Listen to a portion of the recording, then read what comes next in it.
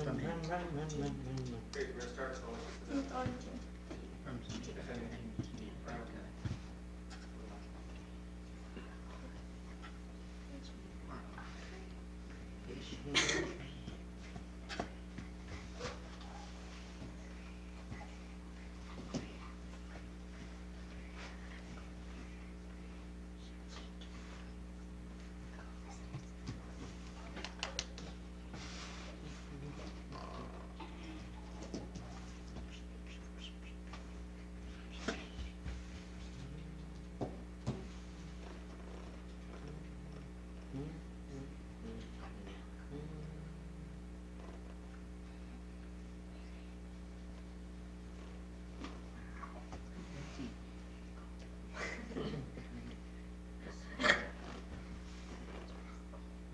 No.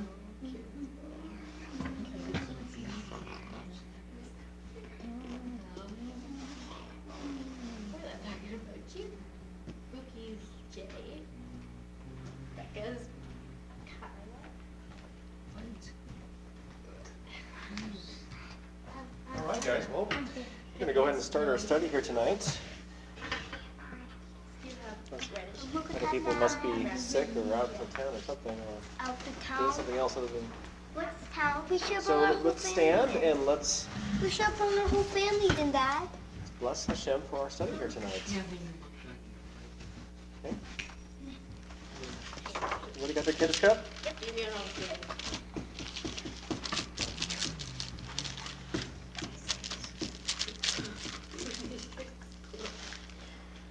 Baruch atah Adonai Eloheinu melech haolam borei bori hagahen.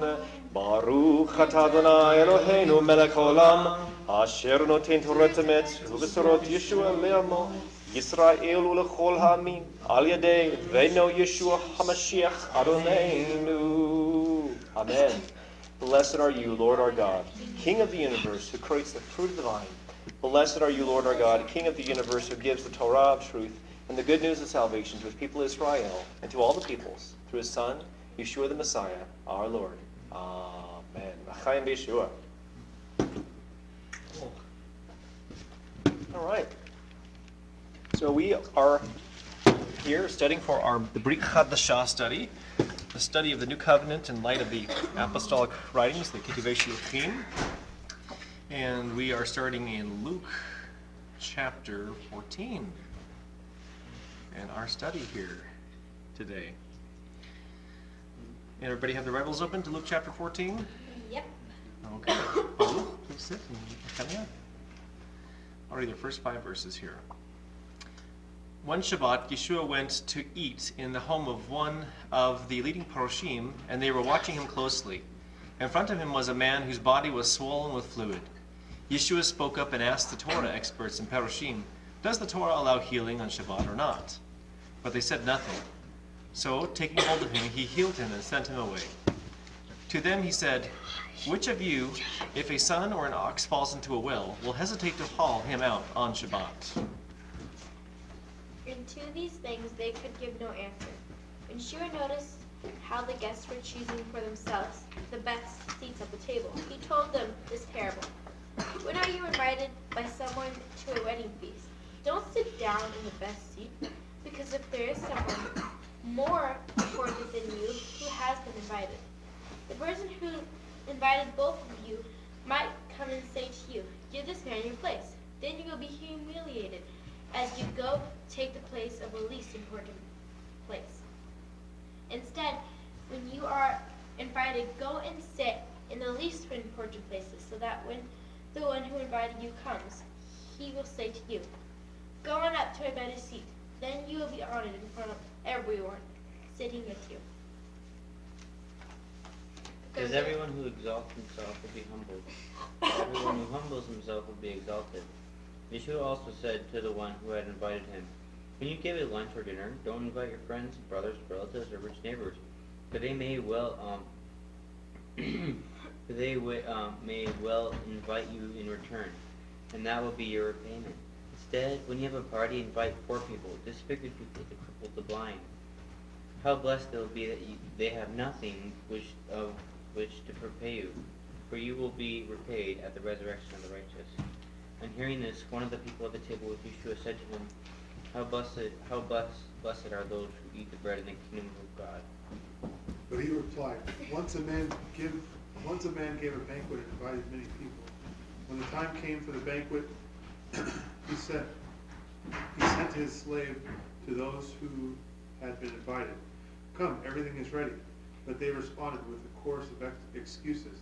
The first said to him, I have just bought a field, and I have to go out and see it. Please accept my apologies. And another said, I have just bought 5 yoke of oxen, and I'm on my way to test them out. Please accept my apologies. Still another said, I have just gotten married, so I can't come. Then the owner of the house. Verse 21. What? Verse 21. The slave came and reported these things to his master. Then the owner of the house, enraged, told his slave, Quick, go out into the streets and the alleys of the city, and bring in poor, the disfigured, and the blind, and the crippled. The slave said, Sir, what you order has been done, and there is still a room. The master said to his slave, Go out in country roads and boundary and walls and insistently persuade to the people to come in, so that my house will be full. Go to verse 25. I tell you, not one of those who invited will get a taste of my banquet. Verse 25. Well, a large crowd were traveling along with Yeshua. He said to them, If anyone comes to me and does not hate his father, his mother, his wife, his children, his brothers and sisters, yes, and his own life besides, he cannot be my Talmud. Whoever does not carry his own execution stake and come after me cannot be my Talmud. Suppose one of you wants to build a tower. Don't you sit down and estimate the cost to see if you have enough capital to complete it? If you don't, then when you have laid the foundation but can't finish, all the onlookers start making fun of you and say, This is the man who began to build but couldn't finish. Or again, suppose one king is going out to wage war with another king. Doesn't he first sit down and consider whether he, with his 10,000 troops, has enough strength to meet the other one? Who's coming against him with 20,000?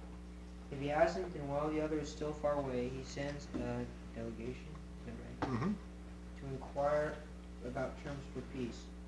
So every one of you who doesn't renounce all that he has cannot be my Talmud. Salt is excellent, but even if salt becomes tasteless, what can we use to season it? It is fit for neither soil or manure. People throw it out. Those who have ears that can hear, let them hear. Amen. Well, all kinds of things to discuss here in Luke chapter 14.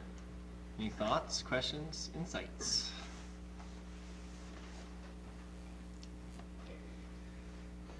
I noticed this healing on Shabbat thing keeps coming up. It's almost like Yeshua is looking at this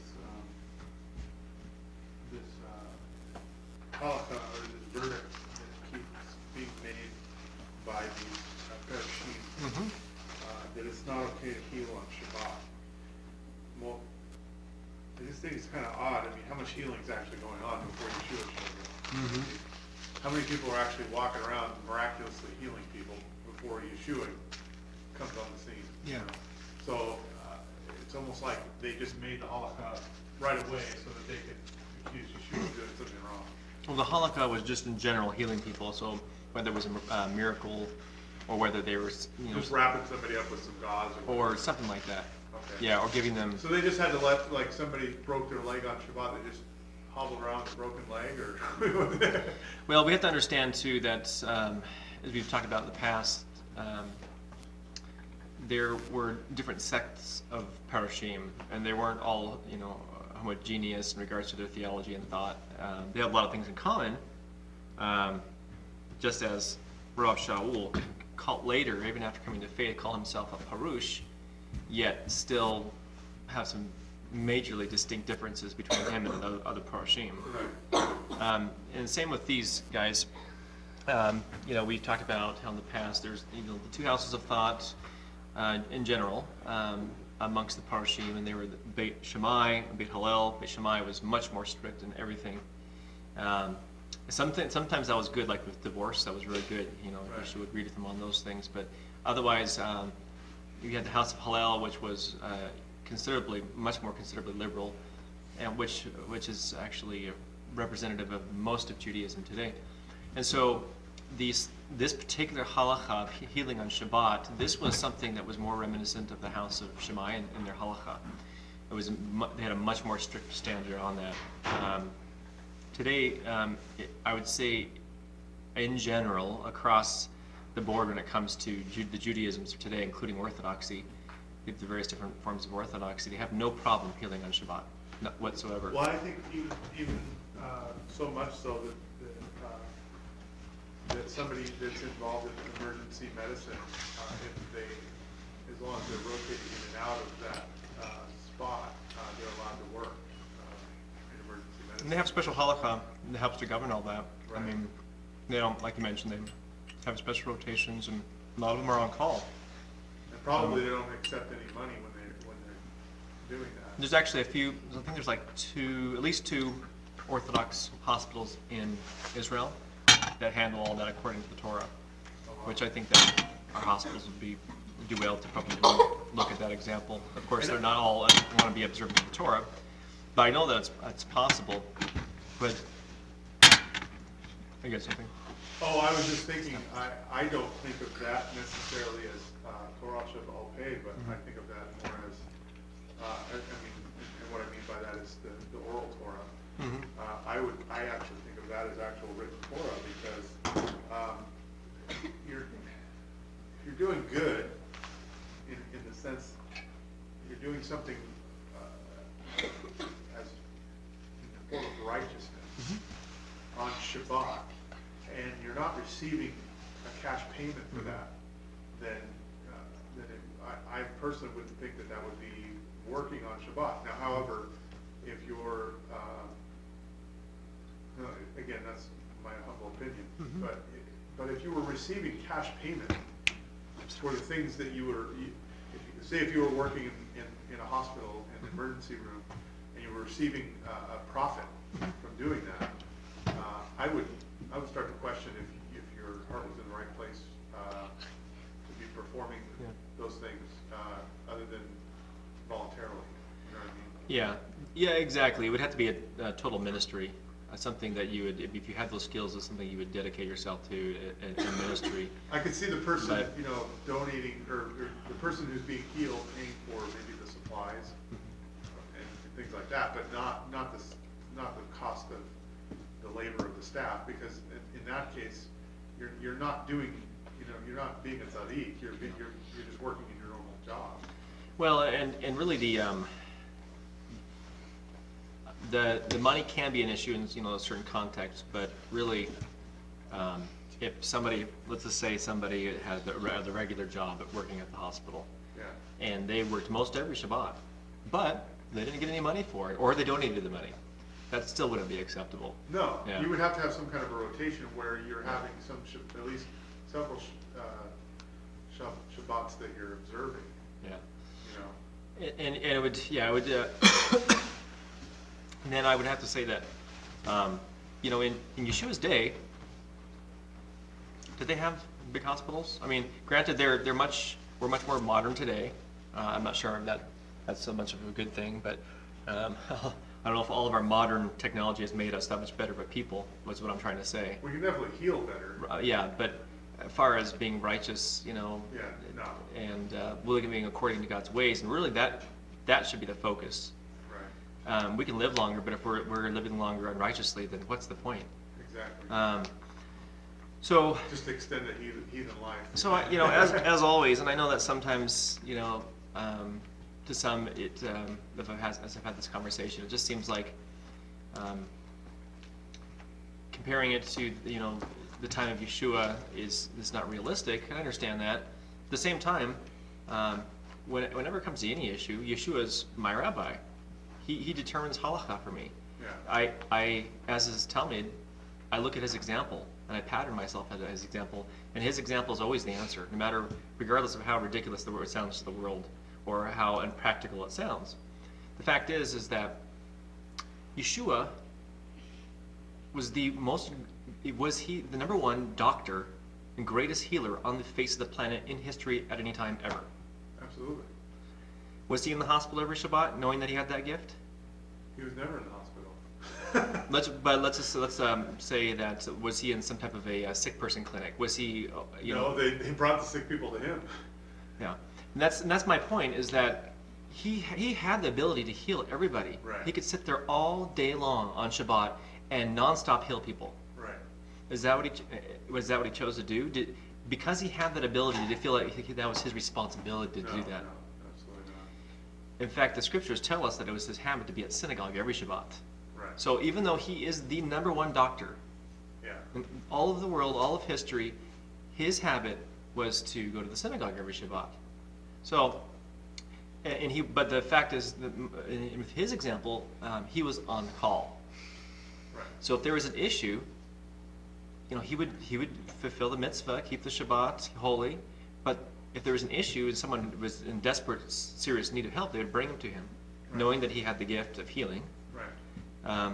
And I don't know. I just think that in the ideal Torah society, they would be similar to that. You would know who the people are, and otherwise you would have family members because I think the family should take care of the ill.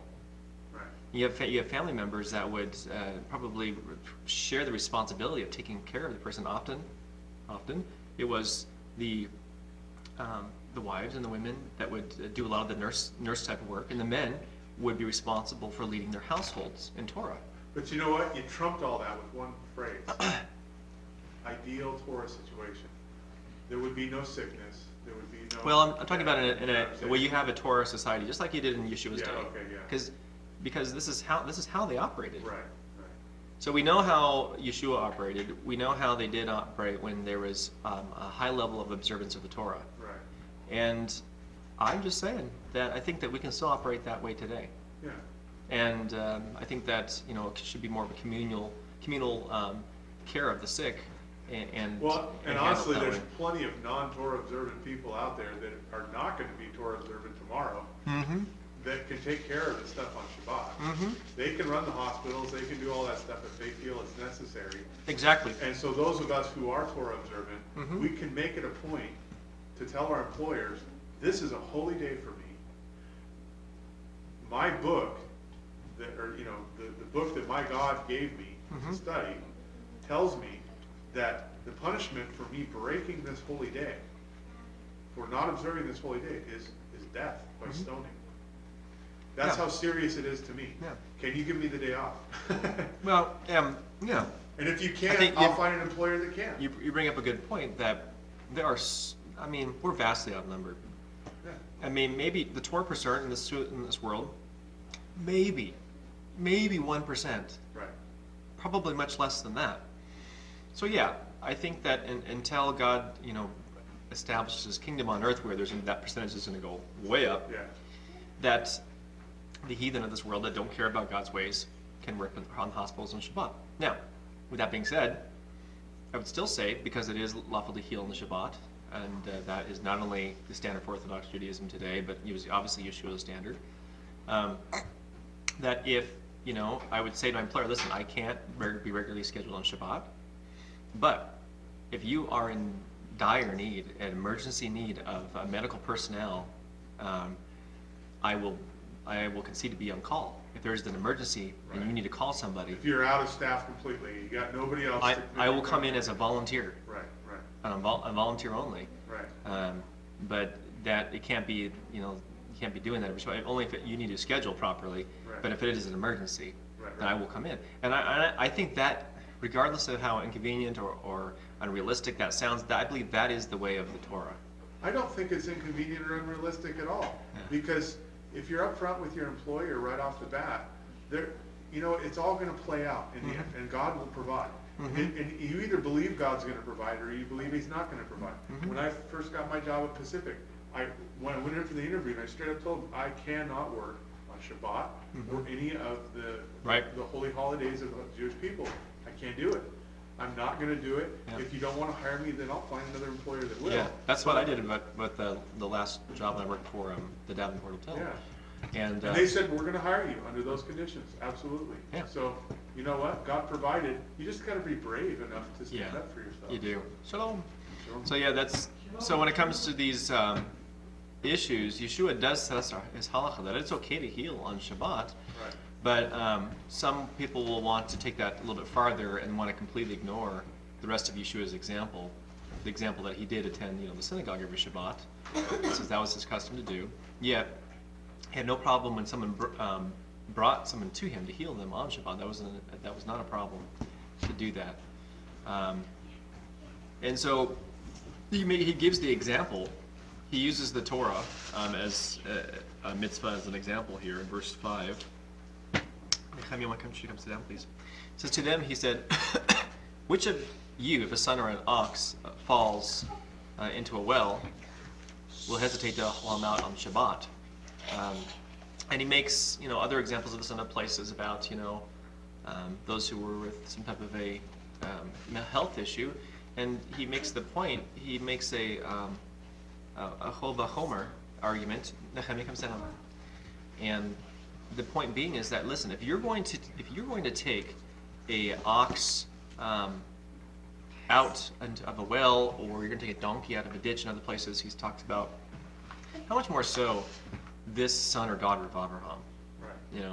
If you're going to do that, how can you not do this?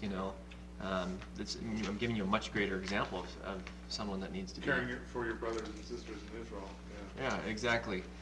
So those he gives us our halacha, for that, and that although we have the example of, I think, the stricter sect of Pharisees here today, this is not representative of Orthodox Judaism in general across the board. This is something that on the shop level I don't see occurring very often in most ministry. It says when you, I'm reading out of verse 12, when you give a lunch or dinner, don't invite your friends. And it's talking about your friends, your brothers, your relatives, or rich neighbors, for they will invite you in return. And that will be your repayment. Instead, when you have a party, invite poor people, disfigured people, the crippled and the blind. How blessed you will be that they have nothing with which to repay you, for you will be repaid at the resurrection of the righteous. I don't see that happening. Maybe UGM, but I don't see people doing that. Yeah. And it just makes me. I go, okay, we're talking about poor people, disfigured people, and crippled and the blind. That's an interesting group of people that don't just Well, and he's teaching a particular lesson here that on merit and what is more meritorious. Right. And obviously, we don't pass by people that are blind, and crippled every single day. Right. So we may not have the opportunity, but I think the point, being is that if we happen to come into contact with someone who is not so well off, that we not only have a responsibility to call them into fellowship, and to really it's not just about, hey, I'm going to have a Super Bowl party and let's come. That's not. Yeshua's talking about godly things. He's talking about bringing them into relationship with God, and that's I think what the overall context of this is when you are invited by someone to a wedding feast, or rather, I'm sorry, that's the wrong verse there.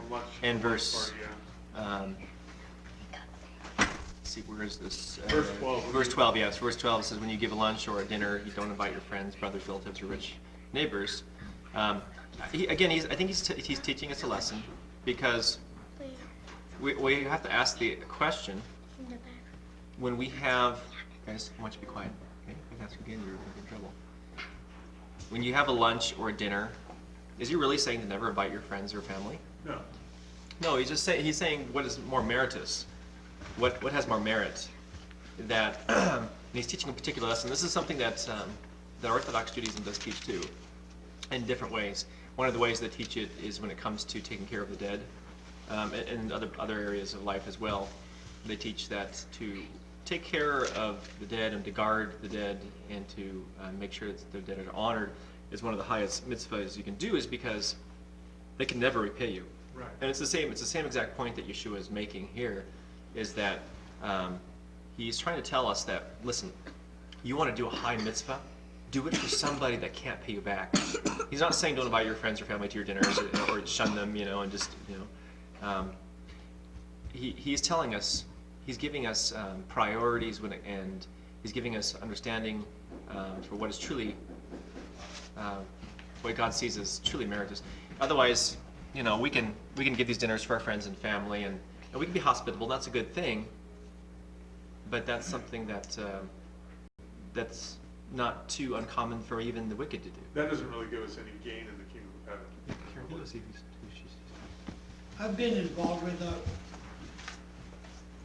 off-Broadway ministries on the west side of the courthouse.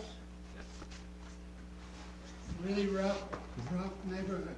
A lot of druggers, a lot of people you don't want to even touch. They stink, and they sleep out on the streets. But they have a dinner. They have a dinner at 6 o'clock, and they're invited. The people are invited to come in. Yeah. And they can't pay you back. There was a guy there Monday. He was going to go sleep on the porch, somebody's porch. And one of the ministry ladies says, "Deuce, do you have any blankets you can give away?" I said, "Yeah, I got one in my car." Yeah. I ended up giving this guy a blanket that you wrap furniture with. It's pretty thick. Yeah. But this poor guy, he's an alcoholic, and he lives on people's porches or wherever he can find shelter. Yeah. So God, it's pretty sad. God does give us opportunities to do that from time to time. We get to be with them. We sing songs with them, and we share testimonies and food. Yeah. So God gives us opportunities to do that, and then there are some ministries, like the one you're talking about, that are specifically equipped to do that all the time. Right. And it's not something that every individual is equipped to be able to do all the time. But I think one of the ways that we can regularly be involved in that is, even if they can't accept every single volunteer, to help do all that. What you can do, you can help them. You can help support those ministries and be involved in it that way, and to equip and to enable the people that are specially equipped and skilled to do those things. I would agree with that. Yeah. But obviously, if someone comes across our way that God sends, we want to take every opportunity to do what we can to help somebody too, in addition to all that.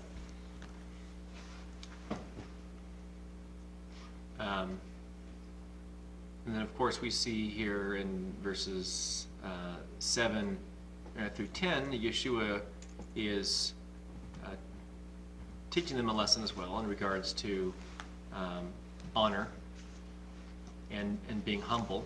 This wasn't about seats, huh? Yeah. You always wondered that when he's saying this, where exactly is he sitting at the table? He's of course, he's probably, to make a point, he's probably sitting towards the back somewhere. Yeah. But this idea of when you're invited to a wedding feast or to some type of an event, not to immediately sit down in what you consider the best seat, and wait for somebody to call you up to a better seat, or if you do take the best seat, you might be humiliated. And so he basically he's taking that opportunity there to teach a lesson. It's just not all about where you sit. The point he makes very clear in verse 11, because this is a teaching and this is a halacha that can be applied to all kinds of different areas of life, just not where you sit in a synagogue or a church or wherever it may be, at someone's house. But in verse 11 it says, "Because everyone who exalts himself be humbled, but everyone who humbles himself will be exalted. And there's the general halakhic principle, how we are to walk out our life in general.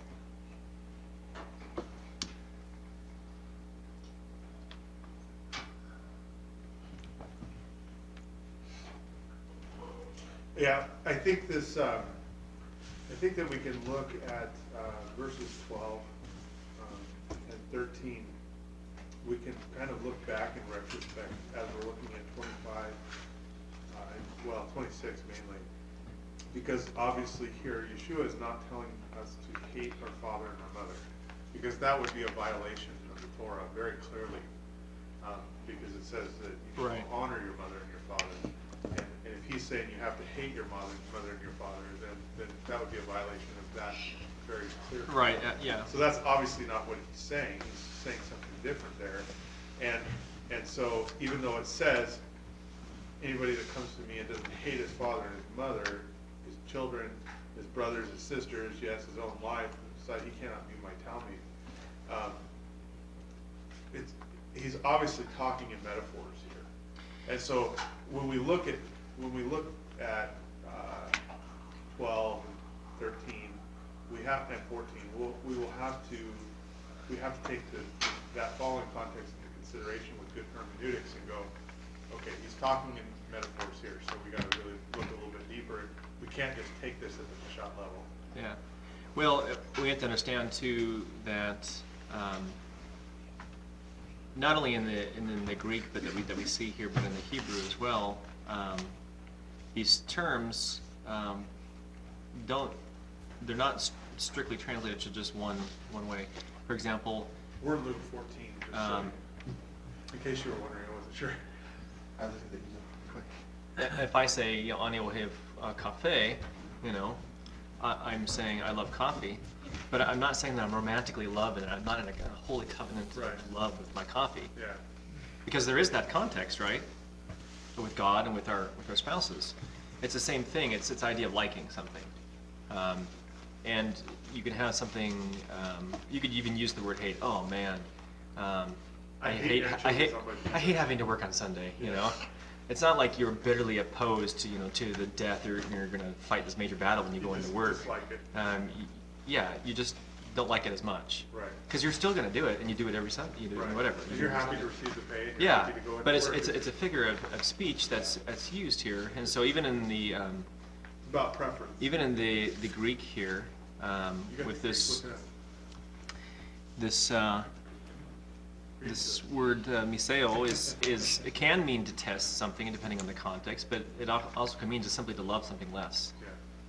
Is the context that's there, especially within how Yeshua is talking about it. And you bring up the excellent point that the Torah and the apostolic writings very clearly teach us to honor and to love our mother and father. So taking on the context, when he says, if anyone comes to me, it probably be more accurate to understand and does not love his father less, or his mother less, or his wife less, or his children less, or his brothers and sisters less, and his own life less, the context being than me, then he can't be my Talmud. I tried to explain that to my son. He's in New Mexico and I'm up here. And he says, yeah, Dad, it doesn't tell you that, yeah, he does make a statement there where he says, you're holding your brother and your sister above me, your mother, your father above me. And he says, well, I want you to show it to me one of these days. So this would be right there with my son Danny. Yeah. Yeah, if we hold anything in creation above Hashem, it's idolatry. And I think that's the point he's trying to make here. Yeah. It's loving anything more than God is that's essentially it. It becomes an idol to us, and it can be anything. Anything that's more important turns into an idol. Even one's life, can turn into that thing. Because if we worship, in other words, if we serve our life more than we do God, and we're not even willing to give it up for Him, then that can also turn into an idol. And then towards the end of the chapter here, it talks about preparing our hearts to serving God and to completing the task.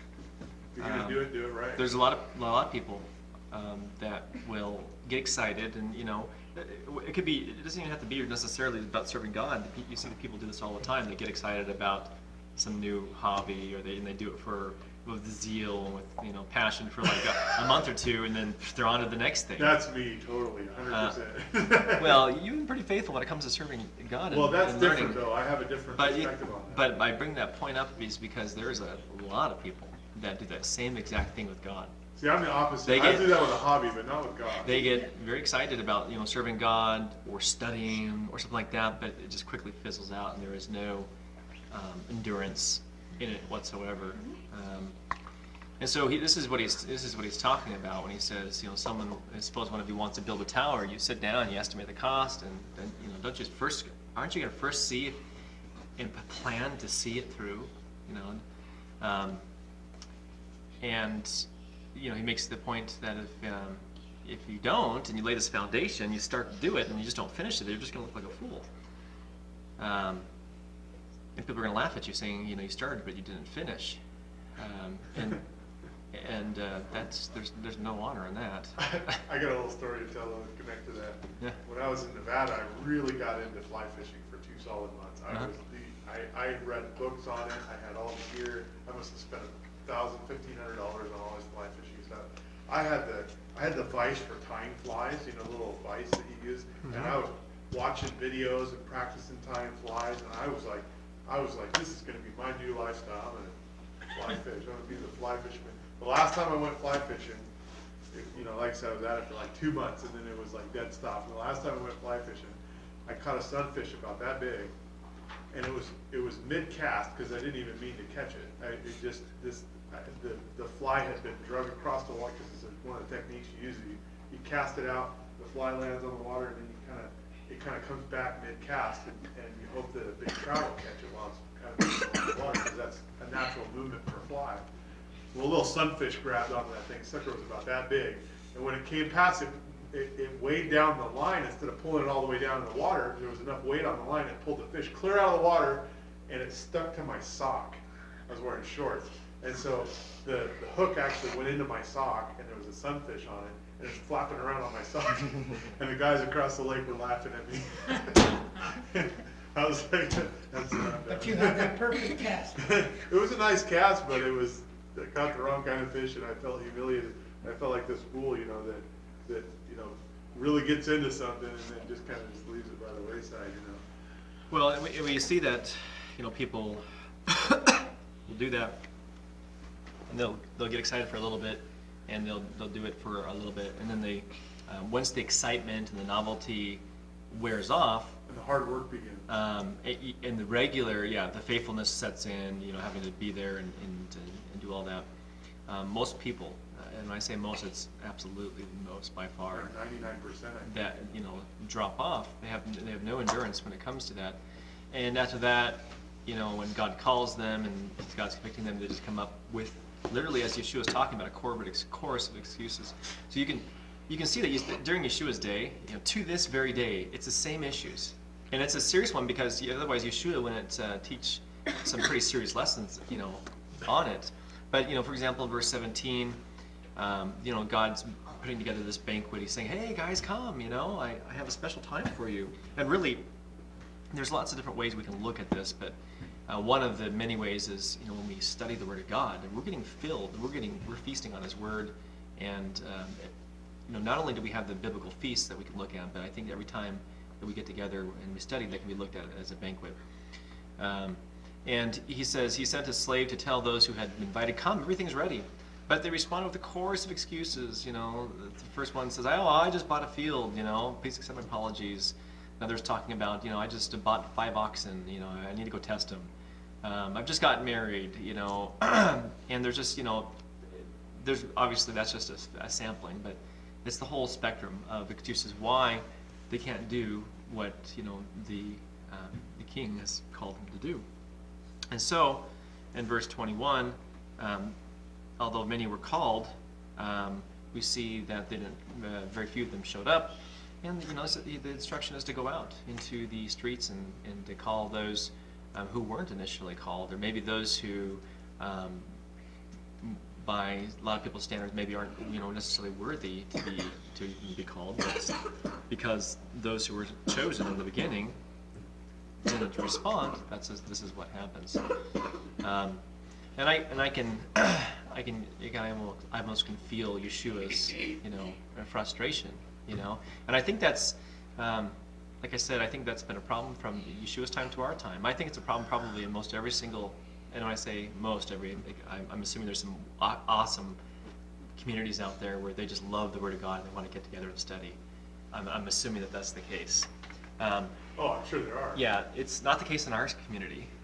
And sadly, I'm sorry. I know, yeah, absolutely. It's really sad. The majority of our community doesn't care about getting together. Sometimes instead of coming to study, people got to go to a movie. Well, I mean, I can understand that it happens from time to time. But regularly? Yeah, regularly is the issue.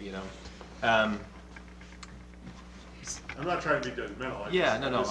I'm just saying, if someone misses getting together with their community to study from time to time, that's understandable. But if they plan ahead to do that? But if the majority of the community doesn't seem to care about getting together to study on a regular basis, that's I think what Yeshua is talking about here. It's concerning. It's not only the studies; it's the other meetings that we're called to. We're not only commanded to come together and rightly divide the word, and to study, and to encourage each other, and to love good mitzvot, and not only to come together on Shabbat,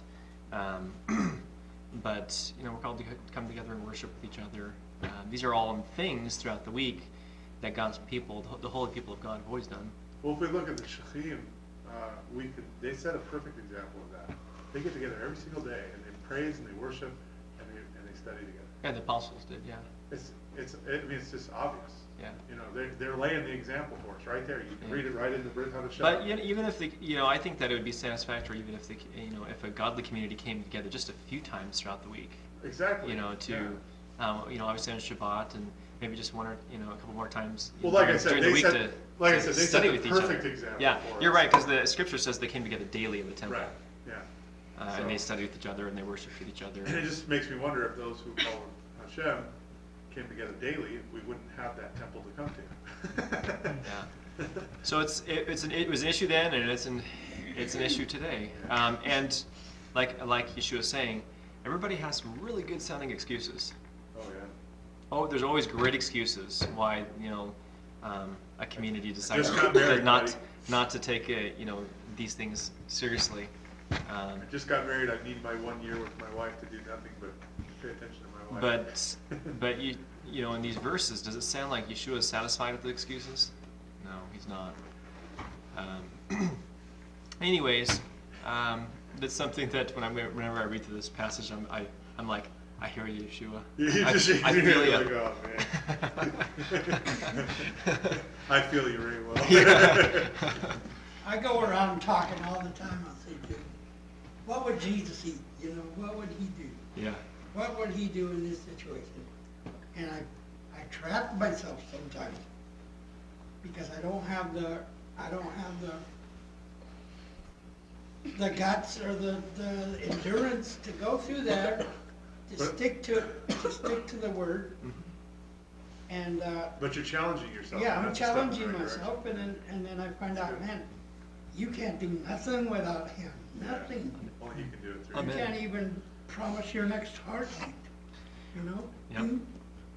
One of the big excuses that I will hear, and that I'm sure that Yeshua heard, which sounds like a really good sounding excuse, but Yeshua deals with it in verse 26. And we just got done talking about it a little bit. It says, and if anyone comes to me and does not hate his father, and I think, again, the idea is love less, his father, his mother, his wife, his children, his brothers and sisters, and yes, his own life. And that pretty much covers the family unit. Yeah. That he cannot be my Talmud. But a lot of times the excuse is, well, I need to do this. I need to go take my kid. I need to hang out with my wife. I need to do this, so I can't come. I can't do it. Sorry. And of course, again, in verse 26, Yeshua is like, no. Well, actually, it's interesting. Menachem said something to me one time. He he said, I think we have a misconception of what a Talmud actually is. He said, most of us here at this synagogue are not Talmudim. He said, those who come regularly to studies, those who are here diligently, are real Talmudim. Those are the ones who are seeking after the word and trying to be more like Yeshua. It's almost like, to some degree, even those people aren't so much Talmudim as his actual Talmudim were, in that they did it as a full-time job. Yeah. They didn't like go work somewhere else. They were at it all day long. Well, you're right. That's what a Talmud is. You know, and it's not only coming together for times of worship and, you know, meetings, you know, and for studies and things that it's not only doing those things, but it's, you know, when someone needs help. They're there. You know, Yeah. if someone needs help moving or someone needs help doing something else, who do you consistently see there? And it's usually all of that. Those who take it seriously to come together to study with their community, those who take it seriously to come worship with their community, and those who take it seriously to serve with their community and help people and to put the Torah into practice. That's what a Talmud is. Yeah. And So it's not something that you just like go, oh yeah, well, I'm a Talmud. You Yeah. know? No, you can't say you're just a disciple. That making a statement that you're a disciple means something very specific. Right. Yeah. Scripturally and historically, you know, when it came to understanding the Jewish background here. But, you know, when it comes to, some people will want to try to use their family as an excuse and say, listen, I can't come together and do this because I have my family. I just can't do it. Right. But I think that if we understand what the Shema tells us, the Shema tells us to diligently teach our children the Scriptures. Right. And so you can actually, people want to, you know, pit the two mitzvahs together, like, well, I have to serve my family, and that by doing that, I'm serving God, therefore I don't have to come study with you guys. I don't have to come study with the community. It's like, well, no, actually, you can do both. You can do it all, actually. You can bring your children. You can hang out with your children. You can spend time with your children. What? I don't know anybody that does that. And you can study too, at the same time. I mean, I got little guys here, Right. and they're here every single Right. study, without fail, listening and but learning. very well, you have good kids though. Oh, no, my kids are just like everybody else's kids. You have to teach them to be good because They just know better. Because they pop out evil. You know what I'm saying. You know, No, I know. You have to teach children not to lie. That was all tongue in cheek. They don't come out being little angels. But you don't understand how my kids are, really well. No, I know. I think that's an excuse. You know, you can bring your kids, and you know what? I would rather have kids here screaming and crying and see a person's face who's diligent, wants to study, and wants to learn how to teach their children how to act in a public environment. I would rather have that and deal with the screaming and yelling once in a while in the middle of this than to not have them here at all. Yeah. You know. Yeah, and that's actually one of the best ways you can serve your family and spend quality time with your family. I mean, I don't think the Scriptures think so. You know, communicate this. I don't think the best way to spend time with your family is to cuddle around the TV. Are you sure? You got some good DVDs out there. I think getting together and cuddling around the Word of God with other believers, that's one of the most best quality time you can spend with your family. Even Nat Geo Wild, you wouldn't know. But you know, I'm totally. If anybody knows me, this is one of my banes of ministry is this issue, and you know, I teach on it publicly. Everybody knows. You know, I don't talk about these things in a dark little corner to people. I preach it. So. And I'm just messing with you, like through the whole thing. Yeah, I know. Are you sure National Geographic? Okay. Well, But in verse 33, it says, "So every one of you who doesn't renounce all that he has cannot be my Talmud." Unless you have something else really pressing over here, or you got to go sell some oxen, or unless your family, you know, really needs you to come instead. And, you know, he lists all of that, and then he connects all of this to being the salt of the earth. So if we want to be a Talmud, we want to be salt of the earth. All of these things that we want to describe us as people and as believers, we can't just say that we are just because we have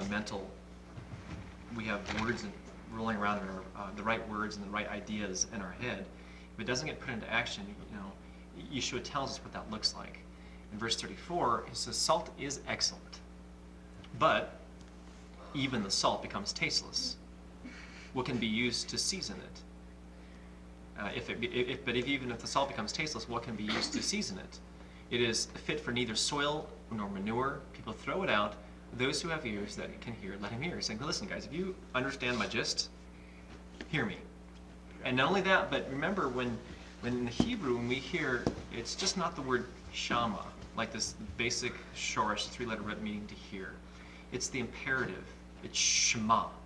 It's the imperative form of the word, which means to hear with the intent to obey. Right.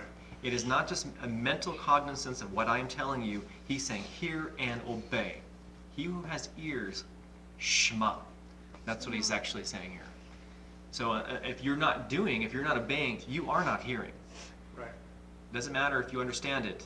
Doesn't matter if you can parse it out perfectly. It doesn't matter if you can repeat everything that Yeshua said verbatimly to other people as you meet them on the street. If you are not doing it, you are not hearing. You didn't hear it.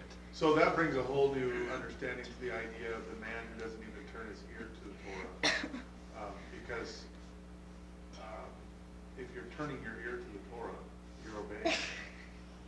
You're not just hearing what the Torah has to say, you're actually obeying it. Because if you're really turning your ear to it and you're really listening, you're following the commandments of it. So, I think that it definitely comes into play here with what he's saying. Yeah. This, how can salt become tasteless? They can. Today it's really hard for that to happen because it's like 97%, Oh, it's really strong.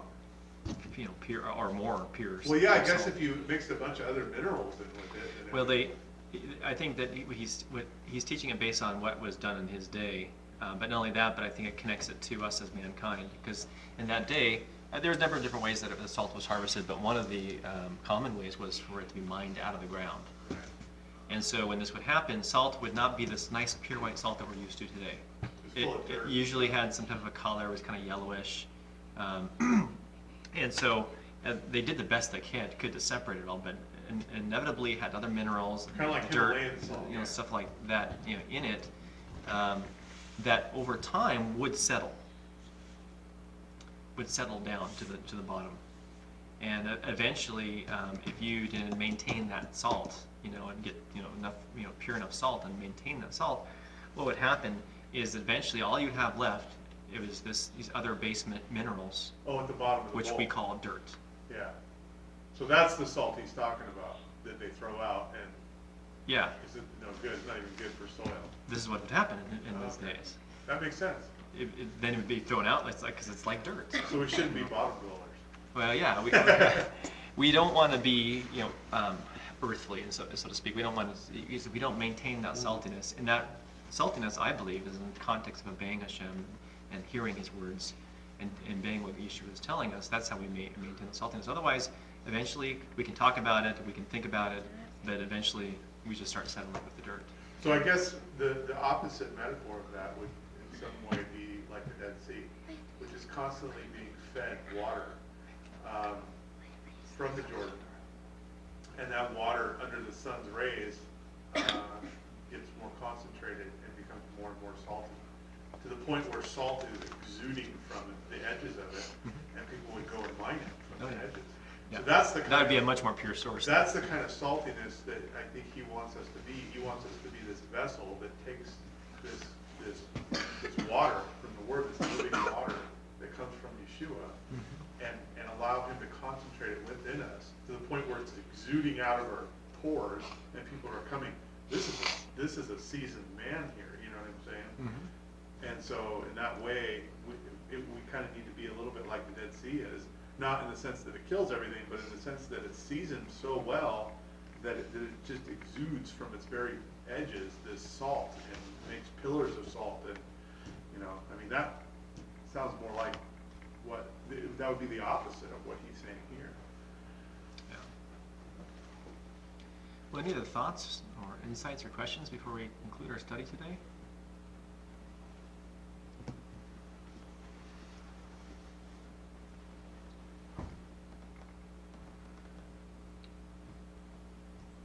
there's a chapter, we were at Lincoln Heights Community, and the pastor there was going through this very thing about listen.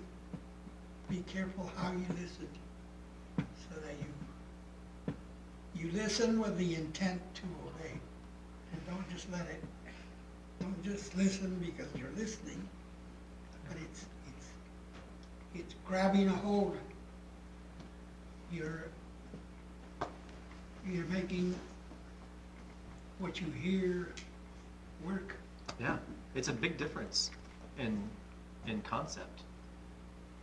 Listening just to learn or to accumulate knowledge is vastly different than when you're hearing the Word of God, that your heart is ready to put it in action. That's a different type of listening. That's receiving it and getting ready to put it into action, as opposed to just accumulating it, Like you know, tonight, I was and sitting on it. You know, it's like the guy with the talents, right? He's receiving things, but he's just sitting on it. He's not doing anything. He's not doing anything with it. Yeah. Yeah. Tonight I was kind of feeling like a real neutral nothing, and I went to Zola Levitt's, and then I went first to Hal Lindsey, and I listened to him. And then I went to Zola Levitt's, and I listened to their speakers, 4 different speakers about the prophecy, is America in prophecy? And man, that was kind of a shattering thing to listen to from 4 experts on it. One was Chuck Missler, but you see where we're headed, and what do? You want to get out? You want to get a megaphone and go out in the street and start saying, man, you don't have. Yeah. Well, it's We're headed there because you it's see the news. it's all about the Shema. Again, when we're commanded in when God says, "Hear, O Israel," it says, "Love the Lord your God with all your heart, soul, and strength." We know that's in context, keeping God's commandments. But it says you shall speak about these things and talk about them through your whole day, right? As you rise up, as you lie down, as you go along your way. And so as we do this, we're always looking for opportunities to speak the Word of God and to live it out. And if you happen to be walking downtown, you find opportunities to talk to somebody, and that's doing it. That's God's using you in that way. You know, you don't have to feel like you're doing something spectacular. That happens to me all the time. You don't have to feel like you're doing something something amazing on or spectacular all the time. The fact is that if you're doing that, God's using you, and you are doing amazing, spectacular things. You know, in ways that often you can't even understand how that's affecting the world around you. You know. Yeah, people come up and say, "You got a Star of David on there? What does it really mean?" I mean, so I tell them about this. That's it. Tomorrow morning, we're taking it to filling down the Riverfront Park. We're going to rat some people. I actually would like to maybe this summer start doing more outside, simply getting together and getting a few people together and playing some Messianic Jewish music, and have some people there that are mindful of those who are around us, to have an evangelical heart to speak, to the people. It's that might be interested in hearing. That would be fun. I'd come.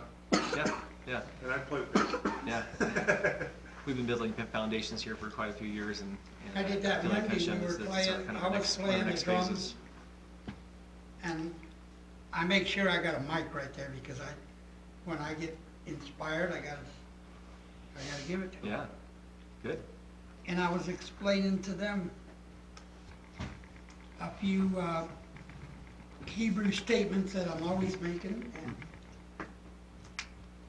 and I explained to them how when you did that teaching on the Lord commanded Moses to make a pole and put a bronze snake on it, and everyone that looked at it got healed. Yeah. Just like we lift up Jesus right here, He'll heal you from whatever addiction you got, And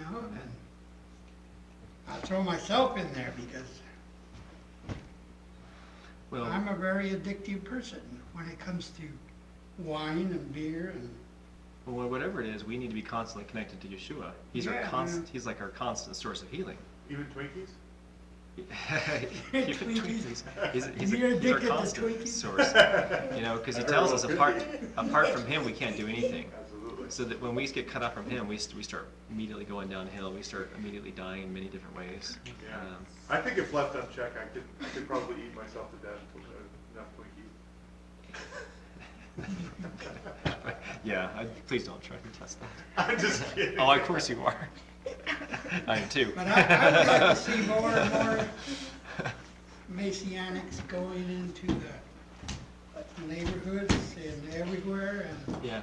because Well, for us to do that, we have to be well-founded, you know, and that's what Yeshua is saying is like, listen, you need to sit down, you need to make sure you have enough capital to go out and do this, so you can finish it and you can complete it, you know, and be successful in it. God can use this at any point in time, but for us to be really successful, we need to spend time building up the capital, so to speak.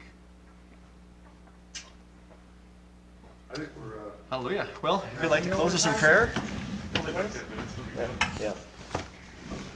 Heavenly Father, we thank you for your Brit Chadashah, your wonderful new covenant, Lord God, that you made with us, that does not do away with the old covenants, Lord, but builds upon them, Lord. And we thank you for the old covenants as well, Lord God, and we pray that we would be able to, through Yeshua and the new covenant, be able to keep the old covenant as well. And we thank you for your blessings that come along with it. We thank you for your teachings in the writings of the apostles, Lord God. We bless your name. We glorify you. Shem Yeshua. Amen. Well, thanks for joining us, everybody, tonight.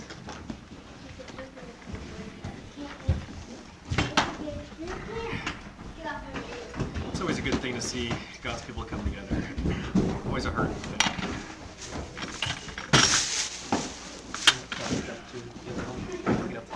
Well, I had kind of a devastating blow today. What's this? Denise claimed Brandon on her taxes. Oh no. She said she wasn't going to, and she did anyway. And so. I should probably turn off the live stream. Yeah. All right, quick here.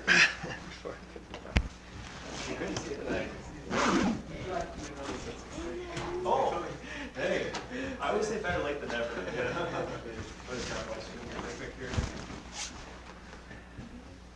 Yeah, the